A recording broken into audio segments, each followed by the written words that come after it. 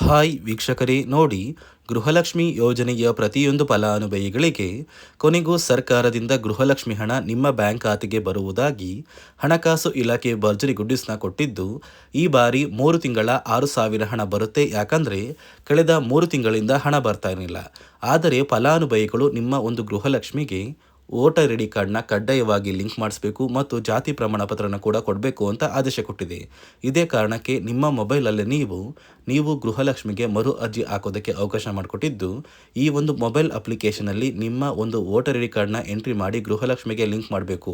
ಹಾಗಾದರೆ ಹೇಗೆ ನೀವು ವೋಟರ್ ಐ ಡಿನ ಲಿಂಕ್ ಮಾಡಬೇಕು ಅಂತ ನಾನು ನಿಮಗೆ ಸ್ಟೆಪ್ ಬೈ ಸ್ಟೆಪ್ ತಿಳಿಸ್ಕೊಡ್ತೀನಿ. ಅದೇ ರೀತಿ ಸರ್ಕಾರದಿಂದ ಕರ್ನಾಟಕದ ಒಟ್ಟು 25 ಜಿಲ್ಲೆಗಳನ್ನು ಆಯ್ಕೆ ಮಾಡಿ ಜುಲೈ 26ರಿಂದ ಈ 3 ತಿಂಗಳ 6,000 ಹಣನ ಜಮಾ ಮಾಡ್ತಾ ಇದ್ದು, ಯಾರಿಗೆಲ್ಲ ಹಣ ಬರುತ್ತೆ, ಯಾರಿಗೆಲ್ಲ ಹಣ ಕ್ಯಾನ್ಸಲ್ ಆಗುತ್ತೆ ಅಂತ ನಾನು ನಿಮಗೆ ಈ ಒಂದು ವಿಡಿಯೋದಲ್ಲಿ ಸಂಪೂರ್ಣವಾಗಿ ತಿಳಿಸ್ಕೊಡ್ತೀನಿ. ಅದಕ್ಕಿಂತ ಮೊದಲು ನೋಡಿ ವೀಕ್ಷಕರೇ, ನೀವು ಇನ್ನೂ ಕೂಡ ನನ್ನ ಚಾನಲ್ನ ಸಬ್ಸ್ಕ್ರೈಬ್ ಆಗದೆ ಆಗಿ ವಿಡಿಯೋ ನೋಡ್ತಾ ಇದ್ರಿ, ದಯವಿಟ್ಟು ವಿಡಿಯೋ ನೋಡ್ತಾ ಇರುವ ಪ್ರತಿಯೊಬ್ಬರು ಕೂಡ ನನ್ನ ಚಾನಲ್ನ ಸಬ್ಸ್ಕ್ರೈಬ್ ಮಾಡಿಕೊಂಡು ಪ್ರತಿಯೊಬ್ಬರು ವಿಡಿಯೋಗೆ ಒಂದು ಲೈಕ್ನ ಕೊಡಿ. ಹೌದು ವೀಕ್ಷಕರೇ, ಸರ್ಕಾರದಿಂದ ಗೃಹಲಕ್ಷ್ಮಿ ಹಣ ನಿಮ್ಮ ಬ್ಯಾಂಕ್ ಖಾತೆಗೆ ಜಮಾ ಮಾಡ್ತೀವಿ ಅಂತ ಒಂದು ಭರ್ಜರಿ ಗುಡ್ಡಿಸ್ನ ಕೊಟ್ಟಿದ್ದಾರೆ. ಆದರೆ ನೀವು ಈ ಜುಲೈ ತಿಂಗಳಲ್ಲಿ ಒಂದು ಮುಖ್ಯವಾದ ಕೆಲಸನ ಮಾಡಿದ್ರೆ ಮಾತ್ರ ನಿಮ್ಮ ಬ್ಯಾಂಕ್ ಖಾತೆಗೆ ಇನ್ನು ಮುಂದೆ ಪ್ರತಿ ತಿಂಗಳು ಸರ್ಕಾರ ಹಣನ ಜಮಾ ಮಾಡುತ್ತೆ. ಕಳೆದ 2 ಅಥವಾ 3 ತಿಂಗಳಿಂದ ಫಲಾನುಭವಿಗಳಿಗೆ ಹಣ ಜಮಾ ಆಗ್ತಾ ಇಲ್ಲ. ಯಾಕಂದರೆ ನೀವು ನಿಮ್ಮ ಗೃಹಲಕ್ಷ್ಮಿಗೆ ವೋಟರ್ ಐ ಡಿ ಮತ್ತು ಜಾತಿ ಪ್ರಮಾಣ ಪತ್ರನ ಕಡ್ಡಾಯವಾಗಿ ಲಿಂಕ್ ಮಾಡಿಸಬೇಕು ಅಂತ ಸರ್ಕಾರ ಪ್ರತಿ ಫಲಾನುಭವಿಗಳಿಗೆ ಆದೇಶ ಮಾಡಿದ್ದು, ಈ ಜುಲೈ ತಿಂಗಳು ಮುಗಿಯುವಷ್ಟರಲ್ಲಿ ಪ್ರತಿಯೊಬ್ಬರು ಈ ಒಂದು ಕೆಲಸನ ಮಾಡಬೇಕು. ಇದೇ ಕಾರಣಕ್ಕೆ ನಿಮ್ಮ ಮೊಬೈಲಲ್ಲಿ ನೀವು ನಿಮ್ಮ ಒಂದು ಗೃಹಲಕ್ಷ್ಮಿಗೆ ನಿಮ್ಮ ವೋಟರ್ ಐ ಡಿ ಮತ್ತು ಜಾತಿ ಪ್ರಮಾಣ ಪತ್ರನ ಲಿಂಕ್ ಮಾಡಿಸೋದಕ್ಕೆ ಸರ್ಕಾರ ಅವಕಾಶ ಮಾಡಿಕೊಟ್ಟಿದ್ದು, ಹೇಗೆ ಮೊಬೈಲಲ್ಲಿ ಸ್ಟೆಪ್ ಬೈ ಸ್ಟೆಪ್ ನೀವು ಲಿಂಕ್ ಮಾಡಬೇಕು ಅಂತ ನಾನು ನಿಮಗೆ ತಿಳಿಸ್ಕೊಡ್ತೀನಿ. ಅದೇ ರೀತಿ ಸರ್ಕಾರದಿಂದ ಕರ್ನಾಟಕದ 25 ಜಿಲ್ಲೆಗಳನ್ನು ಆಯ್ಕೆ ಮಾಡಿ ಒಟ್ಟು ಗೃಹಲಕ್ಷ್ಮಿ ಯೋಜನೆಯ 3 ತಿಂಗಳ 6,000 ಹಣನ ಜುಲೈ 26ರಿಂದ ಜಮಾ ಮಾಡ್ತಾ ಇದ್ದು, ಯಾವ ಜಿಲ್ಲೆಗಳಿಗೆ ಹಣ ಬರುತ್ತೆ, ಯಾವ ಫಲಾನುಭವಿಗಳಿಗೆ ಹಣ ಕ್ಯಾನ್ಸಲ್ ಆಗಿದೆ ಅಂತ ನಾನು ನಿಮಗೆ ಈ ಒಂದು ವಿಡಿಯೋದಲ್ಲಿ ಸಂಪೂರ್ಣವಾಗಿ ತಿಳಿಸ್ಕೊಡ್ತೀನಿ. ನೋಡಿ ವೀಕ್ಷಕರೇ, ಮೊದಲು ಸರ್ಕಾರ ಯಾವ ಕಾರಣಕ್ಕೆ ಗೃಹಲಕ್ಷ್ಮಿ ಯೋಜನೆಗೆ ಹೊಸ ರೀತಿಯ ಒಂದು ನಿಯಮಗಳನ್ನ ತಂದಿದೆ ಅಂದರೆ, ಇಲ್ಲಿ ಗೃಹಲಕ್ಷ್ಮಿಯಲ್ಲಿ ಸುಮಾರು 6ರಿಂದ 7 ಲಕ್ಷಕ್ಕಿಂತ ಅಧಿಕ ಮಹಿಳೆಯರ ಹತ್ರ ಒಂದು ವೋಟರ್ ಐ ಡಿ ಕಾರ್ಡ್ ಇಲ್ಲ. ಅಂದರೆ ವೋಟರ್ ಐ ಡಿ ಇಲ್ಲ ಅಂದರೂ ಕೂಡ ಅವರು ಸರ್ಕಾರದಿಂದ ಬರುವ ಗೃಹಲಕ್ಷ್ಮಿ ಹಣನ ಪಡಿತಾ ಇದ್ದಾರೆ. ಮತ್ತು ಸಾಕಷ್ಟು ಫಲಾನುಭವಿಗಳ ಒಂದು ಬ್ಯಾಂಕ್ ಖಾತೆ ಏನಿದೆ, ಆ ಒಂದು ಬ್ಯಾಂಕ್ ಖಾತೆ ಹೊರ ರಾಜ್ಯದ ಬ್ಯಾಂಕ್ ಖಾತೆ ಆಗಿದೆ. ಅಂದರೆ ಕರ್ನಾಟಕದಲ್ಲಿರುವಂತಹ ಫಲಾನುಭವಿಗಳು ಬೇರೆ ರಾಜ್ಯದಲ್ಲಿ ಹೊಂದಿರುವಂತಹ ಒಂದು ಬ್ಯಾಂಕ್ ಖಾತೆನ ಕೊಟ್ಟು ಗೃಹಲಕ್ಷ್ಮಿ ಹಣನ ಪಡಿತಾ ಇದ್ದಾರೆ. ಅದೇ ರೀತಿ ಸಾಕಷ್ಟು ರೀತಿಯ ಹೊಸ ಬದಲಾವಣೆಗಳು ಯಾವ ಕಾರಣಕ್ಕೆ ಬರ್ತಾ ಇದೆ ಅಂದರೆ, ಗೃಹಲಕ್ಷ್ಮಿ ಯೋಜನೆಯಲ್ಲಿ ಅರ್ಹವಿರುವ ಫಲಾನುಭವಿಗಳಿಗೆ, ಅಂದರೆ ಕರ್ನಾಟಕದವರಾಗಿದ್ದು ಕರ್ನಾಟಕದಲ್ಲೇ ವೋಟರ್ ಐ ಡಿನ ಹೊಂದಿದ್ದು ಕರ್ನಾಟಕದ ಫಲಾನುಭವಿಗಳಾಗಿದ್ದು ಇವರ ಬ್ಯಾಂಕ್ ಖಾತೆಗೆ ಹಣ ತಲುಪಬೇಕು. ಬೇರೆ ಫಲಾನುಭವಿಗಳಿಗೆ ಯಾವುದೇ ಕಾರಣಕ್ಕೂ ಹಣ ತಲುಪಬಾರ್ದು ಅಂತ ಸರ್ಕಾರ ನಿರ್ಧಾರ ಮಾಡಿದೆ. ಇದೇ ಕಾರಣಕ್ಕೆ ಸಾಕಷ್ಟು ಫಲಾನುಭವಿಗಳು ಗೃಹಲಕ್ಷ್ಮಿ ಯೋಜನೆಯ ಒಂದು ಅರ್ಹರ ಪಟ್ಟಿಯಿಂದ ಕ್ಯಾನ್ಸಲ್ ಆಗ್ತಾ ಇದ್ದಾರೆ. ನಿಮ್ಮ ಒಂದು ಮನೆ ಬಾಗಿಲಿಗೆ ಸರ್ಕಾರದಿಂದ ಅಧಿಕಾರಿಗಳು ಬರ್ತಾರೆ. ಸೊ ಸರ್ಕಾರ ಗೃಹಲಕ್ಷ್ಮಿ ಮರುನೋಂದಣಿಗೆ ಒಂದು ಅಪ್ಲಿಕೇಶನ್ ಕೂಡ ಕೊಟ್ಟಿದ್ದಾರೆ. ಅಂದರೆ ಮೊಬೈಲಲ್ಲೇ ಆ ಒಂದು ಅಧಿಕಾರಿಗಳು ನಿಮ್ಮ ಮನೆ ಬಾಗಿಲಿಗೆ ಬಂದು ನಿಮ್ಮ ದಾಖಲಾತಿಗಳಾದ ರೇಷನ್ ಕಾರ್ಡ್, ಆಧಾರ್ ಕಾರ್ಡ್ ಮತ್ತು ವೋಟರ್ ಐ ಡಿ ಇದೀಗ ಕಡ್ಡಾಯ ಮಾಡಿದೆ. ಅದೇ ರೀತಿ ಜಾತಿ ಪ್ರಮಾಣ ಪತ್ರ ಬೇಕಾಗುತ್ತಂತ ನೀವು ಕೇಳಿದ್ರೆ, ಸದ್ಯಕ್ಕೆ ಸರ್ಕಾರ ಯಾವುದೇ ರೀತಿಯ ಜಾತಿ ಪ್ರಮಾಣ ಪತ್ರನ ಕೇಳ್ತಾ ಇಲ್ಲ. ಬದಲಿಗೆ ನಿಮ್ಮ ಒಂದು ಪತಿಯ ಆಧಾರ್ ಕಾರ್ಡ್, ನಿಮ್ಮ ಒಂದು ವೋಟರ್ ಐ ಡಿ ಮತ್ತು ನಿಮ್ಮ ಒಂದು ಮನೆಯ ರೇಷನ್ ಕಾರ್ಡ್ನ ಕೊಟ್ಟು ನೀವು ಗೃಹಲಕ್ಷ್ಮಿಗೆ ಮರು ನೋಂದಣಿನ ಮಾಡ್ಕೋಬೇಕು. ಈ ಒಂದು ಕೆಲಸನ ಮಾಡೋದು ಗ್ರಾಮದಿಂದ ಕೆಲವು ಅಧಿಕಾರಿಗಳು ಬರ್ತಾರೆ. ಅಂದರೆ ಗ್ರಾಮ ಅಭಿವೃದ್ಧಿ ಇಲಾಖೆಯಿಂದ ಕೆಲವೊಂದು ಅಧಿಕಾರಿಗಳು ಬಂದರೆ, ಅಂಗನವಾಡಿಯ ಕಾರ್ಯಕರ್ತರು ಕೂಡ ನಿಮ್ಮ ಮನೆ ಬಾಗಿಲಿಗೆ ಬಂದು ಪ್ರತಿ ಫಲಾನುಭವಿಗಳ ದಾಖಲಾತಿಗಳನ್ನ ಎಂಟ್ರಿ ಮಾಡ್ಕೊಂಡು ಹೋಗ್ತಾರೆ.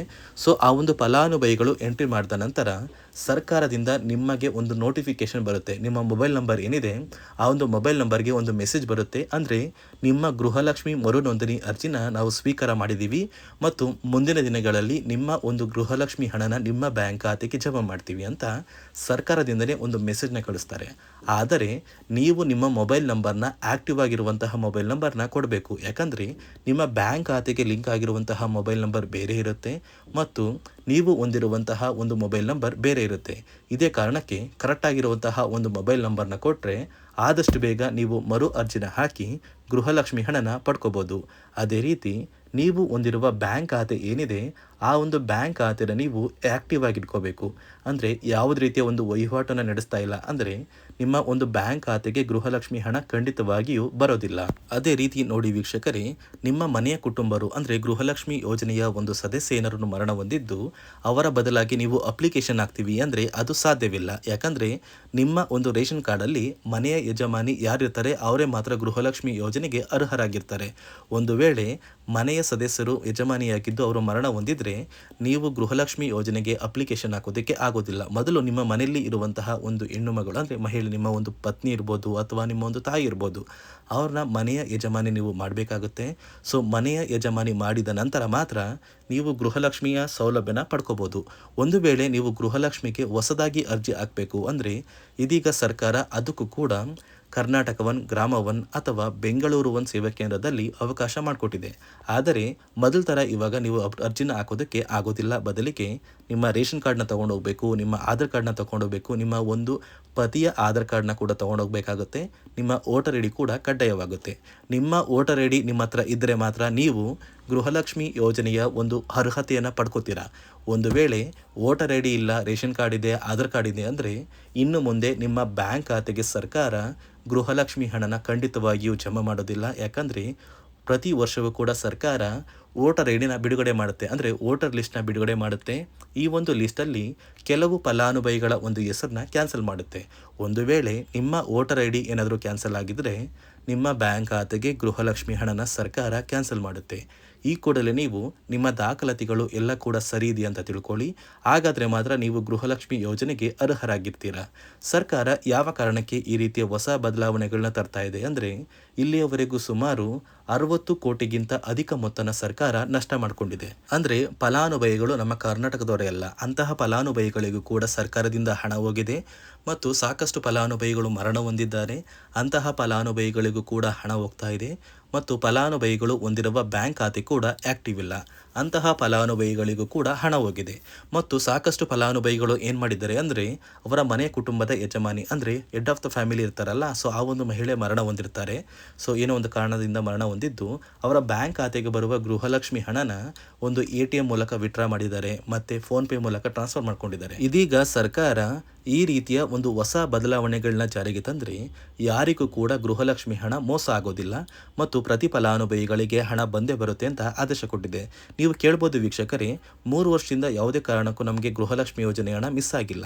ಸೊ ಇದೀಗ ಏನಕ್ಕೆ ಸಡನ್ ಆಗಿ ಈ ಥರ ಬದಲಾವಣೆಗಳು ಬರ್ತಾ ಇದೆ ಅಂದರೆ ಸರ್ಕಾರದಿಂದ ಕೆಲವು ಅಧಿಕಾರಿಗಳು ಒಂದು ಚರ್ಚೆ ನಡೆಸಿದ್ದಾರೆ. ಒಂದು ಸಭೆಯಲ್ಲಿ ಗೃಹಲಕ್ಷ್ಮಿ ಯೋಜನೆಯ ಕುರಿತು ಒಂದು ಸಭೆ ಮಾಡಿದಾಗ ಅಲ್ಲಿ ಗೃಹಲಕ್ಷ್ಮಿ ಯೋಜನೆಯಲ್ಲಿ ಸಾಕಷ್ಟು ರೀತಿಯ ಲೋಪದೋಷಗಳು ಕಂಡು ಬಂದಿದೆ. DBT ಮೂಲಕ ನಿಮ್ಮ ಬ್ಯಾಂಕ್ ಖಾತೆಗೆ ಹಣನ ಹಾಕಬೇಕಾದ್ರೆ ಸಾಕಷ್ಟು ಫಲಾನುಭವಿಗಳಿಗೆ ಹಣ ಹೋಗ್ತಾ ಇದೆ. ಸಾಕಷ್ಟು ಫಲಾನುಭವಿಗಳಿಗೆ ಹಣ ಹೋಗಿದ್ರು ಅವರ ಬ್ಯಾಂಕ್ ಖಾತೆಗೆ ಜಮಾ ಆಗ್ತಾ ಇಲ್ಲ, ಬದಲಿಗೆ ಆ ಒಂದು ಹಣ DBTಯಲ್ಲೇ ಸ್ಟಕ್ ಆಗ್ತಾ ಇದೆ ಮತ್ತು ಸರ್ಕಾರಕ್ಕೂ ಕೂಡ ಆ ಒಂದು ಹಣ ಬರ್ತಾ ಇಲ್ಲ. ಮತ್ತು ಸರ್ಕಾರ ಹಾಕಿರುವ ಹಣ ಇನ್ನೂ ಕೂಡ ಹಾಗೇ ಇದೆ. ಸಾಕಷ್ಟು ಫಲಾನುಭವಿಗಳು ಆ ಒಂದು ಹಣನ ಯೂಸ್ ಕೂಡ ಮಾಡ್ತಾ ಇಲ್ಲ, ಅಂದರೆ ಅದು ಬ್ಯಾಂಕ್ ಖಾತೆಯಲ್ಲಿ ಹಂಗೇನೆ ಇದೆ. ಇದೇ ಕಾರಣಕ್ಕೆ ಸರ್ಕಾರ ಈ ರೀತಿಯ ಹೊಸ ಬದಲಾವಣೆಗಳನ್ನ ತಂದಿದ್ದು ಯಾರೆಲ್ಲ ಫಲಾನುಭವಿಗಳು ಸರ್ಕಾರಕ್ಕೆ ತೆರಿಗೆನ ಕಟ್ತಾ ಇದ್ದೀರಾ, ಗೌರ್ನಮೆಂಟ್ ಜಾಬಲ್ಲಿದ್ದೀರಾ ಮತ್ತು ಇನ್ಕಮ್ ಟ್ಯಾಕ್ಸ್ನ ಪೇ ಮಾಡ್ತಾ ಇದ್ದೀರಾ, ಇಂತಹ ಫಲಾನುಭವಿಗಳ ಹೆಸರನ್ನ ಇನ್ನು ಮುಂದೆ ಸರ್ಕಾರ ಗೃಹಲಕ್ಷ್ಮಿ ಯೋಜನೆಯಿಂದ ಕ್ಯಾನ್ಸಲ್ ಮಾಡಿದೆ. ನಿಮ್ಮ ಒಂದು ರೇಷನ್ ಕಾರ್ಡ್ BPL ರೇಷನ್ ಕಾರ್ಡಿಂದ APL ಆಗಿದ್ರು ಕೂಡ ನೀವು ಗೃಹಲಕ್ಷ್ಮಿ ಯೋಜನೆಯನ್ನು ಪಡೆಯೋದಕ್ಕೆ ಅರ್ಹರಾಗಿರ್ತೀರಾ. ಅದೇ ರೀತಿ ನೋಡಿ ವೀಕ್ಷಕರೇ, ಸರ್ಕಾರದಿಂದ ಪ್ರತಿಯೊಂದು ಗೃಹಲಕ್ಷ್ಮಿ ಫಲಾನುಭವಿಗಳಿಗೆ ಒಟ್ಟು ಗೃಹಲಕ್ಷ್ಮಿ ಯೋಜನೆಯ 3 ತಿಂಗಳ 6,000 ಹಣನ ಒಟ್ಟಿಗೆ ಜಮಾ ಮಾಡ್ತಾ ಇದ್ದು ಜುಲೈ 26 ಅಂದರೆ ನಿಮ್ಮ ಬ್ಯಾಂಕ್ ಖಾತೆಗೆ ನಾಳೆ ಭಾನುವಾರದಿಂದ ಗೃಹಲಕ್ಷ್ಮಿ ಹಣ ಜಮಾ ಆಗ್ತಾ ಇದ್ದು ಕರ್ನಾಟಕದ 25 ಜಿಲ್ಲೆಗಳಿಗೆ ಹಣ ಬರ್ತಾ ಇದೆ. ಯಾವ ಜಿಲ್ಲೆಗಳಿಗೆ ಹಣ ಬರುತ್ತೆ ಅಂದರೆ ಬಾಗಲಕೋಟೆ, ಬೆಂಗಳೂರು ನಗರ, ಬೆಳಗಾವಿ, ಬೆಂಗಳೂರು ಗ್ರಾಮಾಂತರ, ವಿಜಯಪುರ, ರಾಮನಗರ, ಧಾರವಾಡ, ಚಿಕ್ಕಬಳ್ಳಾಪುರ, ಗದಗ, ಚಿತ್ರದುರ್ಗ, ಹಾವೇರಿ, ದಾವಣಗೆರೆ, ಉತ್ತರ ಕನ್ನಡ, ಕೋಲಾರ, ತುಮಕೂರು, ಶಿವಮೊಗ್ಗ, ಬಳ್ಳಾರಿ, ಬೀದರ್, ಕಲಬುರಗಿ, ಕೊಪ್ಪಳ, ರಾಯಚೂರು, ಚಾಮರಾಜನಗರ, ಚಿಕ್ಕಮಗಳೂರು, ದಕ್ಷಿಣ ಕನ್ನಡ, ಹಾಸನ, ಕೊಡಗು, ಮಂಡ್ಯ, ಮೈಸೂರು, ಉಡುಪಿ ಹೀಗೆ ಸರ್ಕಾರ ಒಟ್ಟು 3 ತಿಂಗಳ ಗೃಹಲಕ್ಷ್ಮಿ ಯೋಜನೆಯ 6,000 ಹಣನ ಒಟ್ಟಿಗೆ ಪ್ರತಿಯೊಂದು ಫಲಾನುಭವಿಗಳಿಗೆ ಜಮಾ ಮಾಡ್ತಾ ಇದ್ದು ನಿಮ್ಮ ಸ್ನೇಹಿತರ ಬ್ಯಾಂಕ್ ಖಾತೆಗೂ ಕೂಡ ಗೃಹಲಕ್ಷ್ಮಿ ಹಣ ಜಮಾ ಆಗುತ್ತೆ ಅಂತ ಈ ಒಂದು ವಿಡಿಯೋನ ಶೇರ್ ಮಾಡಿ ತಿಳಿಸಿ. ಅದೇ ರೀತಿ ನೀವು ನನ್ನ ಚಾನಲ್ನ ಸಬ್ಸ್ಕ್ರೈಬ್ ಮಾಡಿಕೊಂಡು ಪ್ರತಿಯೊಬ್ಬರು ವಿಡಿಯೋಗೆ ಒಂದು ಲೈಕ್ನ ಕೊಡಿ.